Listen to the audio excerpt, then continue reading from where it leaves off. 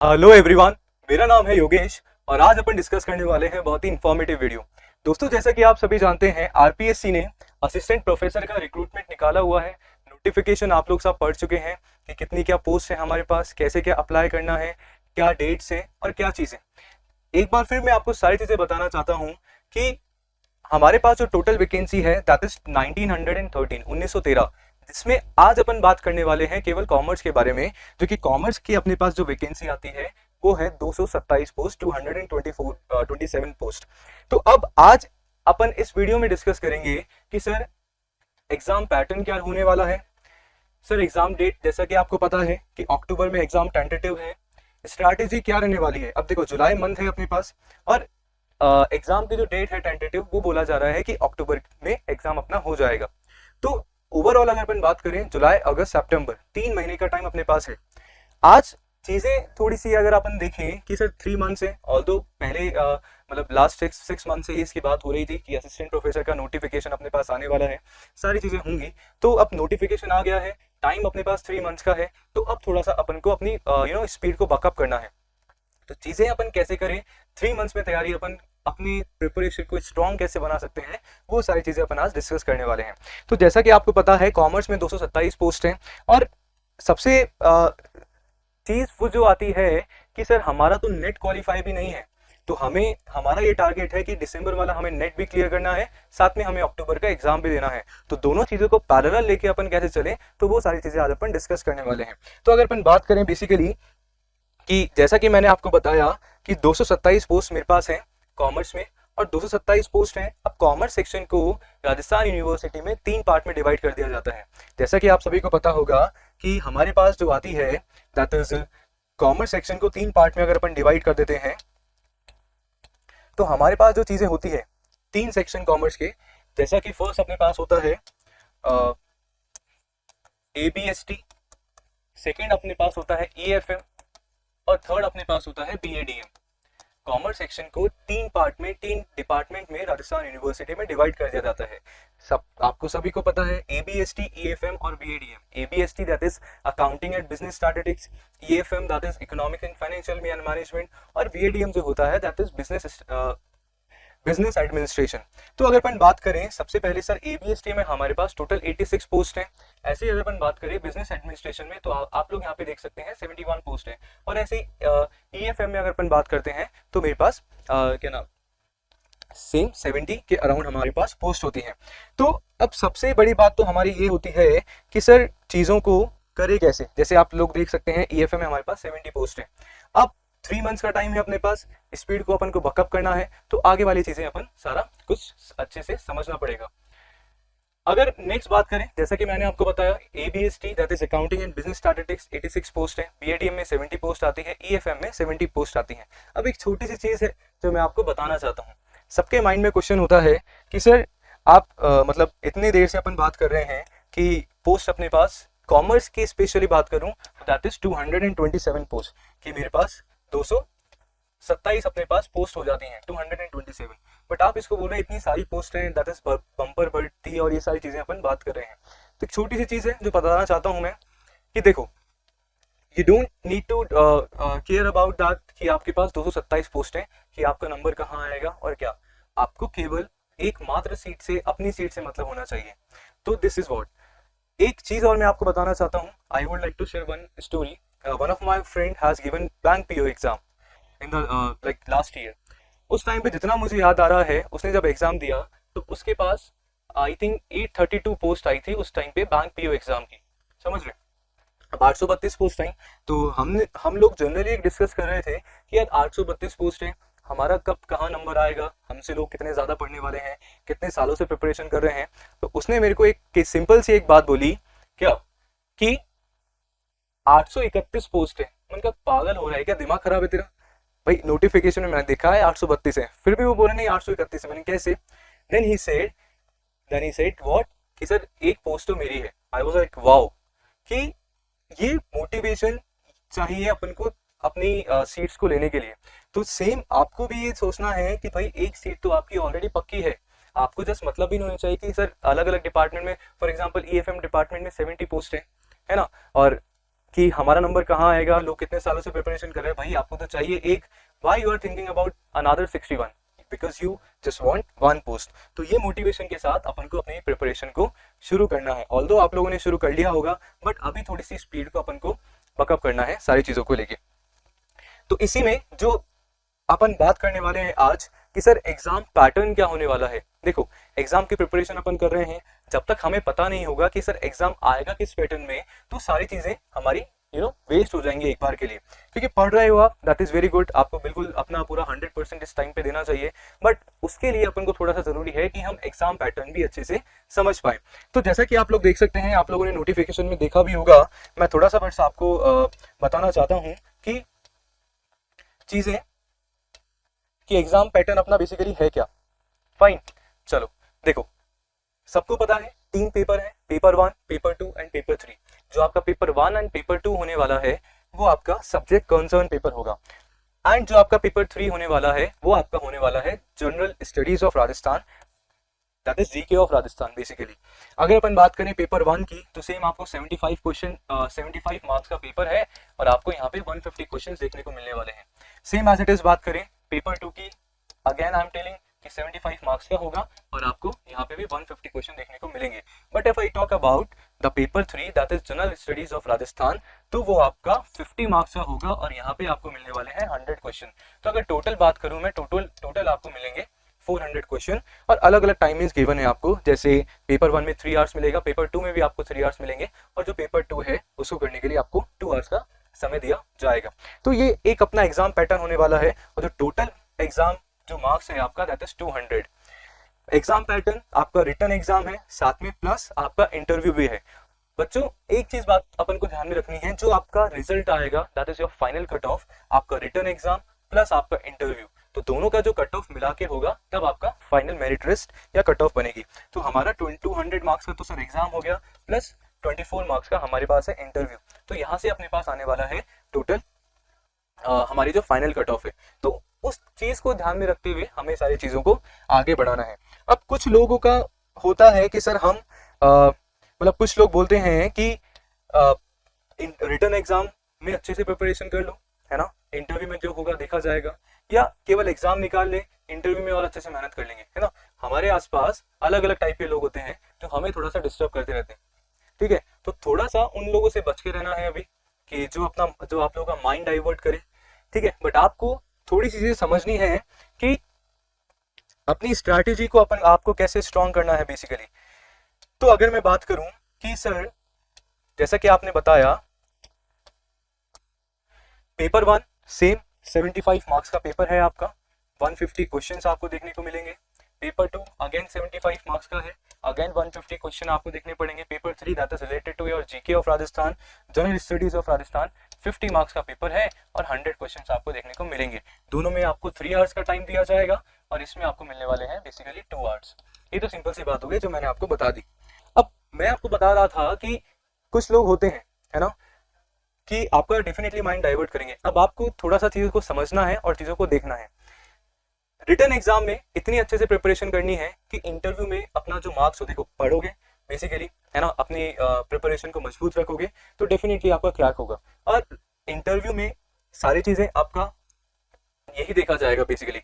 तो आपको ट्राई करना है कि रिटन एग्जाम में आप मैक्सिमम मार्क्स गेन कर पाए। एक छोटी सी चीज है कि एक ऑब्जर्वेशन की गई, उस ऑब्जर्वेशन से डेटा जो कलेक्ट हुआ, वहां पे बोला गया कि सर जो 80 to 90% लोग हैं, 80 to 90% जो कैंडिडेट्स हैं, इंटरव्यू में उनको बेसिकली 8 से 15 नंबर दिए जाते हैं, है ना। बाकी के जो हमारे 10 to 20% लोग बच रहे हैं ना, उनको दिया जाएगा भाई 15 से 18-20, ये मान के चले अपन, ठीक है। अपन ये मान के चलते हैं कि because it depends on the interviewer also कि वो कैसी चीजों को लेता है। आप जो अपना मैसेज देना चाह रहे हैं, आप अपनी जो बात कहना चाह रहे हैं, क्या वो सामने वाला समझ पा भी रहा है या नहीं समझ पा रहा है। तो बेसिकली डिपेंड अपन को किस पे होना है। हाँ, हमारा 100% कहाँ दे सकते हैं, हम दे सकते हैं हमारा रिटन एग्जाम में।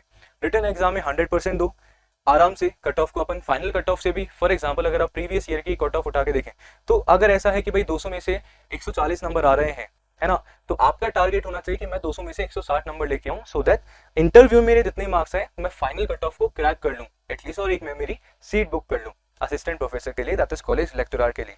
अब मैं उन लोगों की बात कर रहा हूं जिनका नेट बेसिकली क्या नाम है, दिसंबर में आप लोग अपीयर करने वाले हैं नेट एग्जाम को। तो अपना जो चीजें हैं आपको पैरेलल रख के चलनी है कि सर कैसे नेट की हम प्रिपरेशन करें, कैसे हम असिस्टेंट प्रोफेसर की करें। तो नेट का तो बेसिकली आप लोग को पता ही है, this channel is totally dedicated to NET and JRF, that is JRF अड्डा। तो हम लोग ऑलरेडी आप लोग को प्रिपरेशन करवा रहे हैं, तो आप वहां से गो थ्रू हो सकते हैं बेसिकली। तो बात करें कि पेपर 1 और पेपर 2 के, तो सर हम प्रिपरेशन कर लेंगे, ठीक है। कॉमर्स वालों की मैं बात कर रहा हूँ। अब कॉमर्स वालों के मन में ये आता है कि sir paper 3 that is GK of Rajasthan, है ना, जीके का तो हमें जी भी नहीं आता है। तो सिंपल सी एक चीज है भाई, उसको भी करने के लिए अपने पास स्ट्रैटेजी है कि भाई 3 महीने में हमें पेपर 3 भी डिस्कस करना है, पूरा हमें गो थ्रू होना है सिलेबस से, हमें मार्क्स भी चाहिए, 50 मार्क्स का अच्छा खासा आपका पेपर है ना, उसको अपन छोड़ भी नहीं सकते हैं। तो सारी चीजें, तो चलो एक बार अपन सारी चीजें डिस्कस कर लेते हैं। नेक्स्ट अगर अपन बात करें कि चलो पेपर 1 की अपन बात करें, पेपर 1 एंड पेपर 2 कि सर पेपर 1 एंड पेपर 2 में जैसे हमारा सब्जेक्ट रिलेटेड पेपर है, सब्जेक्ट कंसर्न हमारा पेपर है, तो चीजें कैसे अपन कर पाएंगे प्रॉपर वे में। देखो किसी भी एग्जाम की प्रिपरेशन कर रहे हो तो एक आपको टारगेट बनाना पड़ेगा। सेम जिंदगी में बिना टारगेट के, बिना लक्ष्य के अगर अपन कुछ चीज कर पाते हैं तो हम उस मुकाम तक पहुंच ही नहीं पाते हैं बेसिकली। तो अपना एक लक्ष्य बनाए, अपना एक टारगेट बनाए कि हाँ एक सीट मुझे असिस्टेंट प्रोफेसर की बुक करनी है मेरे लिए। तो चीजों को करने के लिए देखो, फॉर एग्जांपल आप 11th क्लास में गए, है ना, तो स्ट्रैटेजी कैसी होनी चाहिए, ओनली आपके पास 3 मंथ्स है, तो अपन कैसे चीजें करें वो मैं आपको बता रहा हूँ। तो फॉर एग्जांपल 11th क्लास में आपने एडमिशन लिया, अब 11th क्लास में एडमिशन लिया है तो अपन नया शौक होता है ना, बचपन में अपन बुक्स वगैरह लाते थे और उनके कवर वगैरह चढ़ाना, देखना कौन कौन से चैप्टर हैं। तो दैट इज वेरी इंपॉर्टेंट कि हमें एक बार गो थ्रू करना है कि कौन कौन से चैप्टर हमारे लिए और कौन कौन से टॉपिक हमारे सिलेबस में आने वाला है। तो सबसे पहले आपका जो फर्स्ट स्टेप होना चाहिए that is you have to go through the syllabus thoroughly. Syllabus आपको अच्छे से देखना है कि क्या चीज है, क्या चीज पढ़नी है। Then you have to analysis कि ये तो मेरा पार्ट अच्छा है, ठीक है, इसमें मैं और मेहनत करूंगा, ये मेरा पार्ट थोड़ा सा वीक है तो इसको मुझे इस पे मेहनत करनी है बेसिकली। तो और मैं थोड़ा सा आपको बताना चाहूंगा कि जो पार्ट आपका अच्छा है उसको आप अपना 100% दो, क्योंकि जो अच्छा है उसको अच्छा करेंगे तो हमारा श्योरिटी हो जाएगी हाँ भाई ये तो मेरा आंसर सही होने वाला है। और जो थोड़ा सा आपका वीकर सेक्शन है उस पर तो आपको वर्क करना ही है बेसिकली। तो सबसे पहले जो आपका काम है, you have to go through with the syllabus कि क्या सिलेबस में है, क्या पढ़ना है, क्या मेरे समझ में आता है, क्या मुझे चीजें करनी है। नेक्स्ट हमारा जो होता है that is choose the sources, है ना। Sir now what do you mean by the source. अभी सोर्स क्या है, सोर्स बेसिकली पढ़ना कहाँ से है। मैंने सिलेबस तो देख लिया कि भाई सिलेबस ये है, ये चीज आने वाली है ना। अब नेक्स्ट होता है कि सर बुक्स वगैरह कहाँ से दें। तो I would like to suggest specially for Rajasthan university student, तो आपके राजस्थान यूनिवर्सिटी में जो बुक्स चला करती थी, मैं एक और आपको वीडियो बना दूंगा कि सर कौन कौन सी बुक हमें प्रेफर करनी है। तो उसके लिए मुझे 2-3 जो अभी नाम याद आ रहे हैं, जैसे टेक्स्ट की जैसे हमारे अग्रवाल हुआ करती थी, कॉस्टिंग की थोड़ा सा आप लोगों ने देखा होगा आरबीडी हुआ करती थी। तो कुछ बुक्स हैं जो आरयू ने बोल रखा है कि हाँ भाई यहीं से पेपर वगैरह बनते हैं, तो वो बुक मैं आपको प्रेफर करना चाहूंगा, उससे आप गो थ्रू हुए। सेकेंड चीज एक चीज है, बहुत सारे बच्चे ऐसे होते हैं जो प्रैक्टिकल्स पे ज्यादा अप्रोच करते हैं और थ्योरेटिकल पार्ट को छोड़ देते हैं। तो ये छोटी सी एक मिस्टेक होती है जो अपन लोग कर देते हैं, तो वो आपको नहीं करना है, बिकॉज जो छोटे छोटे क्वेश्चन बनते हैं वो थ्योरेटिकल पार्ट में से ही बनते हैं। फॉर एग्जांपल ये पूछ लिया गया कि अभी लास्ट ईयर के पेपर में कि आईजीएसटी में आई का मतलब क्या है। अब अगर हमने थ्योरेटिकल पार्ट नहीं पढ़ा है तो हम उसको कैसे दें, कैसे क्वेश्चन को हम अटेम्प्ट करेंगे और आंसर हमारा कैसे सही होगा। तो वो चीज आपको हमेशा ध्यान में रखनी है कि इट इज नॉट रिक्वायर्ड, ऐसा नहीं है कि ओनली प्रैक्टिकल्स को ही हमें अप्रोच करना है, बेसिक्स से जाना है टू एडवांस, और इतना एडवांस भी नहीं जाना है। बट आई वुड सजेस्ट कि आपको अपना जो प्रिपरेशन है बेसिक से स्टार्ट करनी चाहिए। तो आपकी बुक्स में जो भी स्टार्टिंग में थ्योरेटिकल पार्ट दिया होता है उनको आप एक बार गो थ्रू करें, आप उनसे नोट्स बनाएं थ्योरेटिकल पार्ट्स के और अच्छे से अपनी प्रिपरेशन को स्टार्ट करें। अब नेक्स्ट हमारा होता है कि सर बुक्स तो हमने कर ली, फिर हमारा जो कंटेंट है, जो भी टॉपिक है, उसको आपको बेटा कंसेप्ट वाइज पढ़ना है। एक बात मैं और बताना चाहूंगा कि हमेशा हमें पढ़ना ऐसा चाहिए कि हम सामने वाले को पढ़ा सकें। That is very important line, because concept clear होगा तभी आप सामने वाले को बता पाओगे। आप लोग फ्यूचर के असिस्टेंट प्रोफेसर बनने वाले हो, और जब तक अपन को खुद को कंसेप्ट क्लैरिटी नहीं रहेगी तो हम सामने वाले को नहीं बता पाएंगे। तो सिंपल सी चीज है, 100 बात की एक बात, कि पढ़ना ऐसा चाहिए कि हम सामने वाले को पढ़ा सके, बता सके उसके बारे में। तो हमें हमारी जो कंसेप्ट है उनको बिल्डअप करने हैं, स्ट्रॉन्ग रखने हैं, सो दैट कहीं से भी हमारा क्वेश्चन आ जाए तो we will be able to do everything. तो नेक्स्ट हमारा जो मैंने अभी आपको बताया, कंसेप्चुअल नॉलेज होनी चाहिए, रट्टाफिकेशन नहीं करना है। आई डोंट बिलीव कि रट्टाफिकेशन कर लिया, हाँ हो सकता है कुछ चीजें हो तो वो आपको एक शॉर्ट टाइम ऑफ पीरियड के लिए ही काम में आ सकती हैं, बट अगर आपको लॉन्ग टाइम पीरियड के लिए कुछ चीजें चाहिए तो डेफिनेटली आपको अपने कंसेप्ट को स्ट्रॉन्ग करने ही पड़ेंगे। That is very important. अब सब कुछ पढ़ लिया है ना, लास्ट में जो चीजें आती है कि सर हमने पढ़ लिया, वहां पे एग्जाम सेंटर पे जाके देखा जब हमारे पास क्वेश्चन पेपर आया कि सर पेपर तो अलग ही आ रहा है, हमने तो पढ़ा कुछ और था, अच्छा चीज है वही ठीक है बट कुछ और बना के उसको दे दी है। तो आपने कहाँ गलती करी, आपने एमसीक्यूज की प्रैक्टिस ही नहीं करी, आपने मॉक ही नहीं लगाया बेसिकली, तो वो वहाँ पे हमारी गलती हो जाती है। तब हमें जाके एग्जाम सेंटर पे पता लगता है, वो वाला डायलॉग याद आता है ना कि वक्त बदल गया जज्बात बदल गए, तो सेम हमारे साथ भी वही सेम चीजें होती हैं। तो आई वुड सजेस्ट अगेन कि सर सिलेबस कंप्लीट करने के बाद एक बार आपको मॉक टेस्ट लगाने ही लगाने हैं। एग्जाम से 15 डेज पहले और 20 डेज पहले ट्राई करना है कि मैक्सिमम अपन एमसीक्यू सॉल्व करें, प्रीवियस ईयर पेपर्स क्वेश्चन अपन सॉल्व करें और ज्यादा से ज्यादा अपन मॉक लगाएं, क्योंकि मॉक लगाएंगे तो आपको एक आइडिया हो जाएगा कि एग्जाम में क्वेश्चन बन कैसे आ रहा है। हमने पूरा कंटेंट पढ़ा है, कंसेप्ट हमारे क्लियर है, बट एग्जाम में क्वेश्चन जो है उसका फॉर्मेट ही अलग होके आता है, तो वहां पे हम गलती कर जाते हैं और हमें क्वेश्चन की लैंग्वेज रीड करने में थोड़ा सा प्रॉब्लम आता है और हमारा आंसर गलत हो जाता है। तो वो मिस्टेक हमें नहीं करनी है, मॉक टेस्ट लगाना दैट इज वेरी इंपॉर्टेंट। तो आपको अपना पूरा का पूरा कंसेप्ट बिल्डअप करके, पूरा अपना सेल्फ प्रिपरेशन करके मॉक लगाने हैं, एमसीक्यूज लगाने हैं, प्रीवियस ईयर क्वेश्चन अपन को डेफिनेटली ट्राई करने हैं। और सबसे लास्ट में होता है कि एग्जाम सेंटर पे पहुंचते ही दिल धक धक करने लग जाता है, तो वो नहीं करना है भाई, है ना। अपना कॉन्फिडेंस को लूज नहीं करना है, पेशेंस रखना है और just faith in your God. Simple सी बात है, अगर आपने 100% अपना प्रिपरेशन किया है, 100%, again I am repeating that is 100%, और दिल से अगर आपने मेहनत करी है तो कोई नहीं है जो आपको रोक सकता है बेसिकली। तो 100% प्रिपरेशन करके जाओ, फिर जो होगा देखा जाएगा। अभी अपन को अपना ये सोचते सोचते नहीं करना है कि यार पता नहीं क्या होगा, ये क्वेश्चन सही होगा या नहीं होगा, मैं एग्जाम में कर पाऊंगा नहीं कर पाऊंगा, वो बात की बात है, दैट इज सेकेंडरी। आपका प्राइमरी मोटिव क्या होना चाहिए कि अभी मैं 100% दूं, मैं मेरा बेस्ट दूं और पेपर को मैं पूरा 100% सही तरीके से करके जाऊं। तो आपको भाई साहब पेशेंस रखने हैं and you have to be confident also, कि भाई कॉन्फिडेंस लेवल आपका यहाँ होना चाहिए।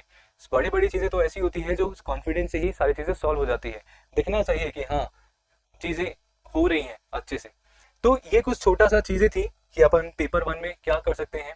एक मैं और वीडियो बनाऊंगा कि अपन कि फॉर एग्जांपल 3 डिपार्टमेंट है, अगेन मैंने आपको बताया कॉमर्स में ABST, EFM एंड BADM, तो कौन से टॉपिक्स अभी एक बार अपन चीजों से गो थ्रू है, कौन सी चीजों को अपन एक टाइम के लिए साइड में रख सकते हैं।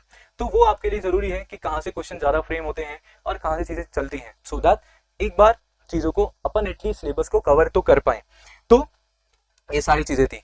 अब बात करते हैं जो नेक्स्ट आता है कि सर ये तो बता दिया कॉमर्स का, अपन अब नेक्स्ट बात करेंगे हमारा Rajasthan GK, that is very important. अब इसकी प्रिपरेशन अपन कैसे करें सर, ठीक है। राजस्थान जीके का जी भी नहीं आता, राजस्थान जीके हमने पढ़ी नहीं। हो सकता है कुछ बच्चे हैं जिन्होंने राजस्थान जीके पढ़ रखा है, उनका वो पार्ट भी स्ट्रांग होगा, ऐसा नहीं है, ये किसी ने नहीं करा। मैं केवल उन्हीं के लिए बोल रहा हूँ जिन्होंने राजस्थान जीके फर्स्ट टाइम वो कर रहे हैं। अब फर्स्ट टाइम अपन चीजों को कर रहे हैं तो सबसे पहले क्या करना है आपको, that go for 1 notes only. देखो मार्केट में मल्टीपल बुक्स राजस्थान जीके की अवेलेबल है, बहुत सारी n नंबर, तो आपको ऐसा नहीं है सारी बुक सही होती हैं, बट आपको केवल एक बुक को चूज करना है, या ऑलरेडी आपके पास अगर नोट्स हैं तो आपको ओनली 1 पे ही जाना है। डोंट गो फॉर मल्टीपल कि मैंने ये भी पढ़ लिया, ये भी पढ़ लिया, इसके भी पढ़ लिया, यहाँ से भी पढ़ लिया, नो। करना आपको एक से है, you will be confused, simple सी बात है। 4 बुक से अलग अलग पढ़ोगे तो बेसिकली कंफ्यूज हो जाओगे। तो आई वुड सजेस्ट कि एक बुक से जाओ, एक बुक से आप चीजें करो, that would be beneficial, time saving होगा आपका, अलग अलग जगह नहीं देखना पड़ेगा, सो दैट आप अपना कंसंट्रेशन जहां जो आपका प्रोडक्टिव वर्क है वहां लगा पाएंगे। नेक्स्ट अगर अपन बात करें थोड़ा सा राजस्थान जीके के लिए, एक और चीज मैं बताना चाहूंगा कि आपको थोड़ा सा ऑब्जर्व करना है, एनालिसिस करनी है चीजों को। You have to find out that area कि कहाँ से प्रीवियस ईयर क्वेश्चन बन रहे थे।